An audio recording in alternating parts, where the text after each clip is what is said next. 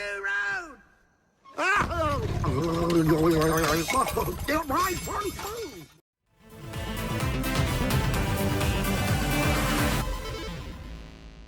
The Spanish Grand Prix marked a turning point in the 2003 Formula 1 season as Ferrari unveiled their brand new F2003 GA, which immediately took first and second on the grid on its first time of asking. McLaren was still top of both championships, having won the first two races of the season, but they had a horrendous qualifying session in Spain. First of all, David Coulthard had an engine failure in practice and could only take the spare car to 8th on the grid, and then Raikkonen ran through the gravel and consigned himself to the very back. As such, it was the Renaults of Alonso and Trulli who locked up the second row, much to the delight of Fernando's home crowd. It was Jenson Button who was best of the rest in 5th place on the grid. When the race began, Alonso got an incredible launch just like he would do famously 10 years later, but the Ferraris outbraked him into turn 1. Then there was very nearly drama as the two Ferraris touched, forcing Barrichello to run wide, and in the chain reaction behind, Coulthard and Trulli came together too. Back on the grid, championship leader Kimi Raikkonen hadn't even reached the start line as he'd run into the back of the stalled Jaguar of Antonio Pizzonia. 3 separate collisions in just 2 corners, and of course the safety car was called. The 3 retirements were Raikkonen, Trulli and Pizzonia. The race got back underway on lap 6 and the order was as you see it. Watch Montoya now as he attacks Button and locks up heavily, but he got through into 5th position. Notably, David Coulthard was still running in the Grand Prix, but had dropped back to 16th place with his spin. Also look at Justin Wilson go in 9th position. What a start from the Minardi driver. We're going to fast forward a few laps now as Coulthard and Button collide. David had been fighting hard to make his way back up through the field, but all of a sudden he was beached and out of the race at the same chicane that he'd had his incident at in the first place. In all honesty, I think it was his own fault, as he gave Jenson absolutely no space on the inside of the corner, but I still feel for the McLaren mechanics who did so much work only to have both cars crash out in the early stages. It's nothing to laugh about. Meanwhile, pit stops were taking place. There's Ralf Schumacher in for his first stop, but it wasn't long before Michael Schumacher followed suit, as did Alonso and Barrichello. There's Barrichello exiting the pit lane, and that streak of blue and yellow going through is Alonso, who split the Ferraris. Remember, this is before Fernando was a Grand Prix winner, but he was already well loved in his home country, and I'm sure everyone there knew that they were witnessing a legend being born. Legend. That gives me an idea. Would anyone be interested in an F1 Legends episode on Fernando? Let me know in the comments if you would. Oh, and look how much traffic's between Alonso and Barrichello now. It's like the M1. We're going to fast forward again now, because in all honesty, nothing much happened in the second stint of the race. Here we are at just over the halfway point, and Schumacher has just made his second stop, meaning Fernando Alonso was leading the Spanish Grand Prix for the first time. For about a lap before he stopped too. Schumi came out right behind the other Schumi, who of course got in his way a bit, because that's what siblings do. Trust me, I know, I'm an eldest child. Oh, you're not going to find a way through there, Michael. That's a tough one. Nice try though.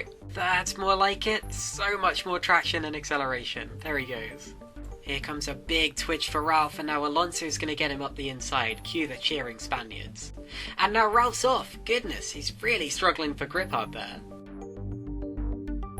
At least Ralf could rejoin the road and continue, which was more than could be said for Olivier Panis, Heinz-Harald Frentzen or Jacques Villeneuve, who by this point were all out with mechanical failures. Also out was Giancarlo Fisichella, who had famously won the Brazilian Grand Prix just 2 races earlier, but was now being snapped back to reality by his lump of a car.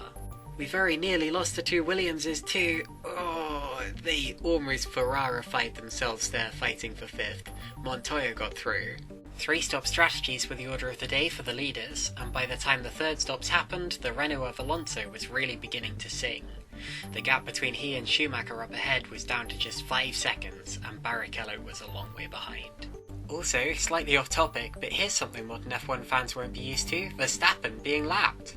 Obviously that's Max's father Jos, not Max himself, driving a Minardi at the circuit where his son would one day win his first Grand Prix. Not that anyone knew it back then, of course.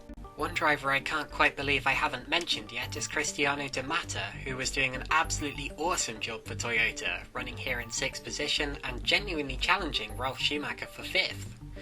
De Mata is an often forgotten footnote in the history of Formula 1, which I think is a bit of a shame because honestly he's a vastly underrated driver. Just look at him go!